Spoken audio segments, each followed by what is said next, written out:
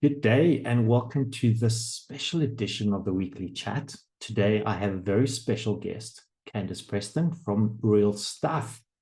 Candice is an interesting person who does many things. If she's not busy networking, teaching, writing books, speaking, training or coaching, coaching netball, playing netball, or doing many other things, or traveling the world, Candice has made special time to have a bit of a chat. So, Candice, thank you so much for joining us today. Thank you for inviting me, Kenny. It's exciting to be here. Great stuff. So, Candice, you started on the financial side at a young age. Yeah. What inspired you to do that? And what's the drive for you doing what you do? You do so much. Yeah, I do, and I love being busy. I love doing so much. For me, I think it was having amazing teachers and coaches from young. So from young, my mom was teaching me about money, talking to me about money. At 13, she had me drawing up my first budgets and managing my monthly pocket money. I didn't do it well all the time, but it slowly started getting better. And then at 15, I actually got my first job coaching netball, which I loved. And my mom also could see that I was going to be making quite a bit of money. And she was like, "You are not going to waste this money." So she helped me start saving and investing. I actually had my first retirement annuity, still growing and building to this day from then. And yeah, I just got so excited about money and I wanted to learn more. I wanted to be financially well off. And yeah, just kind of threw myself into learning as much as I could. And I would talk to my friends about it and encourage them to do things. And I started to realize that not many people spoke about money or were taught about these things. They didn't have access to the teachers and coaches that I was fortunate to have access to, or maybe didn't listen to them as well, I guess. And it just made me want to do that, want to be that teacher or that coach for others, and help them because it seemed so fundamental, such simple things. Mm. It also wasn't just spoken about. I was kind of given that hand to actually start doing it because, yeah, so many of us say we should save, we should invest, but you don't kind of have someone not force you, but kind of say, okay, you're going to do it now, and then show you how to. And that was really, really nice for me. And what you're doing now with Money Savvy, I hope I can say it, is really helping young kids understand and even young adults understand the importance of investing money. Because for a lot of them, it is, I'll worry about that later. Um, I'll get to it one day. And before they blink of eye, they 30 going on 40 and they still haven't. And in a country where the retirement, government retirement, or SARS as we call it in South Africa, is such a small amount of money. People don't actually understand whether they can live their current life.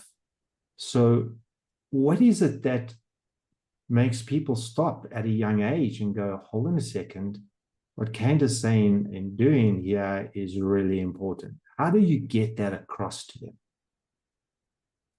I think it's a good question because I experienced that in my own life with like my closest friend. When I started, I said to her, "You should start doing this." And she was working as well. And then straight away, she's like, "No, I'll do it when I'm older." And then she got older and now she has kids and she's like, "No, I can't do it now. I've got kids. I'll do it when I'm older." So I think a lot of people have that. So what I find is interesting, the younger generation, a lot of them are very eager to learn about money. I think social media has helped expose them to that. But again, it's about going from knowing to actually doing. And I mean, the hardest thing for most of us is that we can't envision our future selves. And we don't always like to think about the future, even though we're going to get there. But it's quite hard to imagine ourselves at 50 when we're 15. So I find a lot of people kind of stop there. They go, "I know I should do these things," but then they don't actually jump into it because they think, "Oh, it is something for the future." But for me, the thing that really helps is to start thinking about money as what it's worth tomorrow. So Warren Buffett does this. When he sort of spends $2, he doesn't see it as $2. He sees it as what it could be if that was $2 invested and compounded over time. And that's quite interesting for me, because now when I go to spend and I go, okay, maybe, it's just a 40 Rand coffee. And I go, no, wait, that's not just a 40 Rand coffee. That could be 10,000 Rand 50 years from now. So when I spend, I'm actually choosing to give up 10,000 Rand into the future. And that sort of helped me shift my perspective. And it's something I try to help teenagers and young adults understand, is that the future is coming. You will get there. And sometimes thinking about what it will get you in the future can help. It's not always easy because we like that instant gratification. But it's envisioning that and helping them to actually see that they're doing something today and they can feel good about it today, because their future self really will thank them.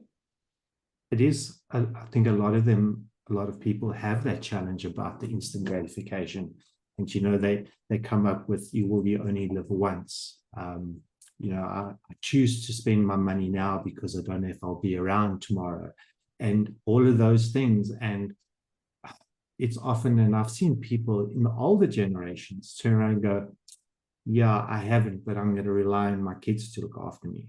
But the problem is the kids are coming through and they worried even less about their old age. So the importance that I see that you're doing here is you're developing and growing a future for everybody. Because if the more people who invest in their future, the better the whole world will become. Because, and I know that's like a big saying, the whole world will become, but in fact, it does have that compacted impound. Compounded?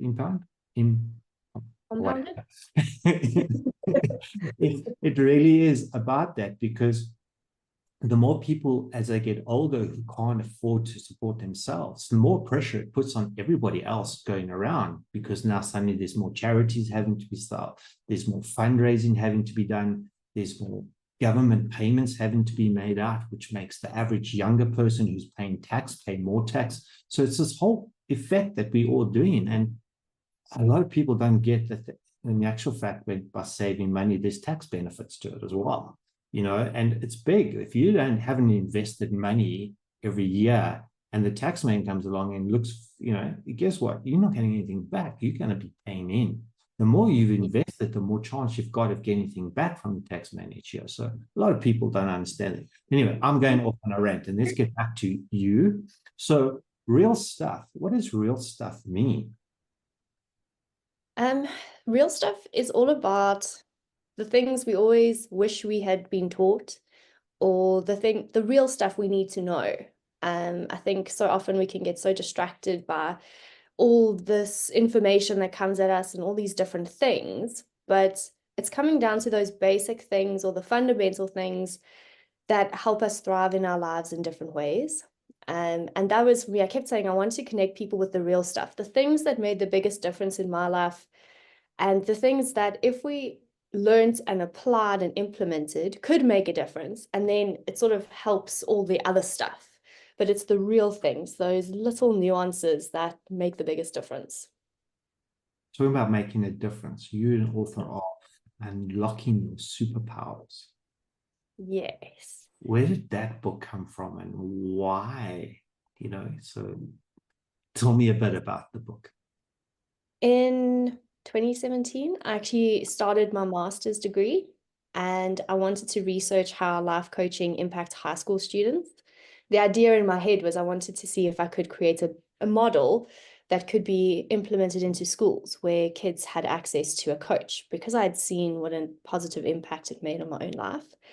And I did the research, and sort of towards the end of it, I mean, the results were incredible. The participants had increased confidence, increased resilience. You could see the change in them. And I knew there was so much benefit. And the idea of creating the model is still there, but I think the practicality side still needs to be worked out. And I decided, well, what's sort of a quick way that I could get some fundamental coaching and education out to the biggest group of young people? And that led me to writing my book, Unlocking Your Superpowers. And it was the 7 things that had again made the biggest difference in my life after school, that it really accelerated my success. And the superpower is first and foremost mindset. And I had been studying mindset from 15, 16, and I'd learned so much about how powerful your mind is and what you're telling your mind and how that impacts the actions you take. And I wanted to combine that bit of knowledge, because I had read so much, and people often said to me, why did you write a book for teenagers and young adults who don't like to read? And I was like, no, well, I want to encourage them to, but I wanted to make it a simple, easy to read book that they could get some of the knowledge, the most important, cut through the noise and just kind of say, well, these are the things that really worked for me. Combine that with coaching. So in the book, I give them nuggets of information, but I combine it with questioning and coaching tools that they can take them on a journey and that they can then use in their lives, in whatever situation they find themselves in. So yeah, I put the book together. I included things like how to learn more effectively, because if we can learn quickly, we can get ahead so much faster, building their network, understanding what they value, what's most important to them, which is not always easy when you're still learning about yourself and trying to figure out what you want to do.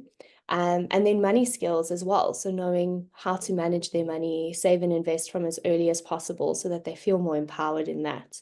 And yeah, that was, it's always been a dream of mine to write a book, and it was so exciting actually doing it. I loved the process. I actually had a student in mind. I was talking to the student throughout.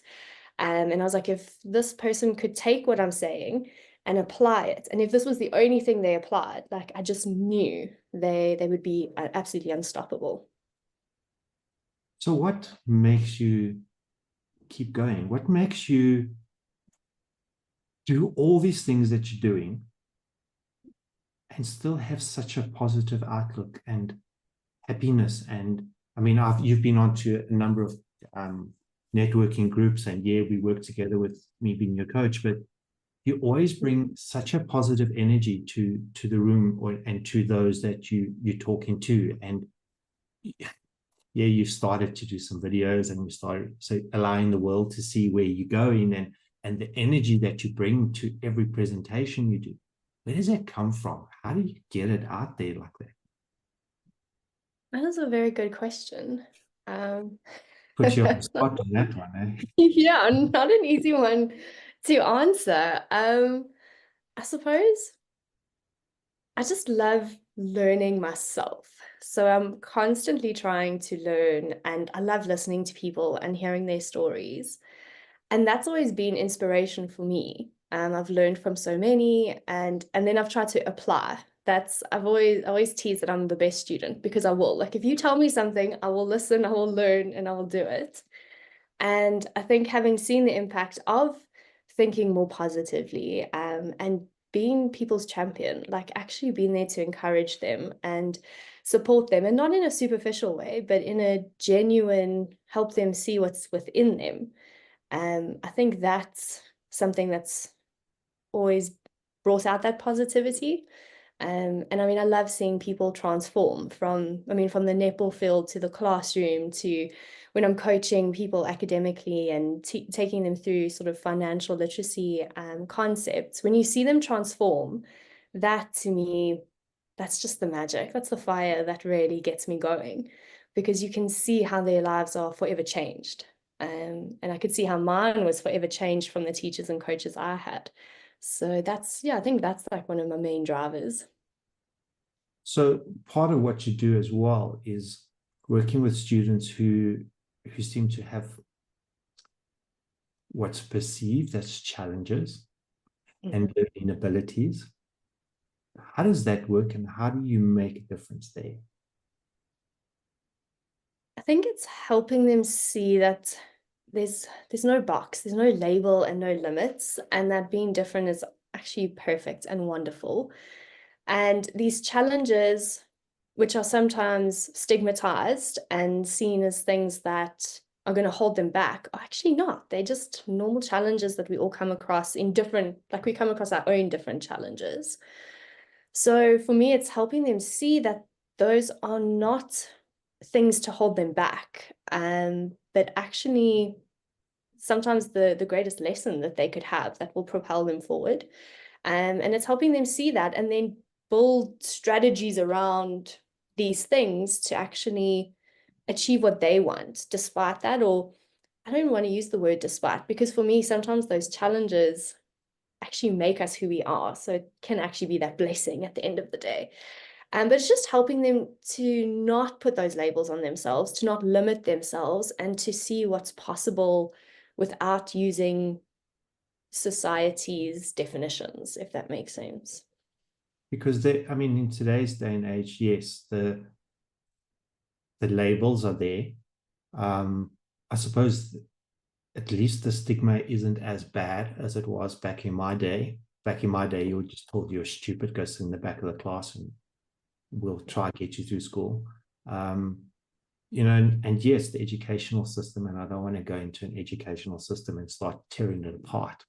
It's not built for people who face these different opportunities in life. Some of the greatest leaders we've ever seen face the same challenges that a lot of these students are going through today. Yes, seems to be a lot more. It just seems to become a lot more common, but then I think it's just because there's that awareness. And I think what you're doing is bringing that awareness that there is other alternatives for students in the way they learn and how to implement and how to use their strengths. I mean, I know you've also done the Clifton strengths, and now I'm going and I'm promoting somebody else. But, you know, at school, we've always been taught, work hard at what you're not good at. Okay. And yet the Clifton strengths is the complete opposite, which is work better at what you're good at and put the effort into what you're good at, because you can always find somebody who's better at the stuff you're not good at to work with you. And I think if we could change the world to just take the kids and promote them from what they're damn good at. Maybe sometimes the communist system is okay. Anybody, yeah, okay, it's too late. I've said it. But you know, they identify kids on where their strengths are and they promote them. Okay, yeah, maybe they push them too far, and I hope I don't get myself into all sorts of trouble here. But anyway, it's if you're good at something, be good at it. I mean, like if sport, when a kid shows potential, let's talk netball, okay? Kid shows highly potential skill at netball. What do? They push their child at it. They don't go and say, sorry, we know you're good at netball, but we want you to play hockey. Yeah. But we do it in the classroom. And okay, that's another conversation, I suppose, for another day. But anyway, okay, so how do people get hold of you, and how do they find out more how you can help them? So they can connect with me on social media. I'm there finally. Real Stuff with Candice. And they can check out my website, realstuffforsuccess.com as well. Talks all about the study skills and whole brain learning I do, as well as the financial literacy with money savvy humans. The study skills is with Study to Thrive. And they can also buy a copy of my book and really dive into that and empower the teens and young adults in their lives as well. So you also started doing a lot of speaking events. Yes. How are those going, and what audience do you want? They're going really well. For me, anytime I can connect with, more specifically, I suppose, young people and share what I do and just empower them in their journey, I really get excited. So yeah, I've been doing speaking events at high schools, at universities, sort of youth community organizations and development, and just, yeah, sharing all of these things and just helping them as they're starting out in their exciting journeys. Awesome, Candice. Thank you so much. And yeah, from my side, I think you're doing an awesome job, and the world just needs to see you more. So yeah, thank you for taking the time out today. Thank you so much, Kenny, and thank you for everything you've done as well. I mean, it's been incredible. So I really appreciate it. Thank you. Always my pleasure. Don't forget to like and share this podcast, and let's get out there and make a difference in the world.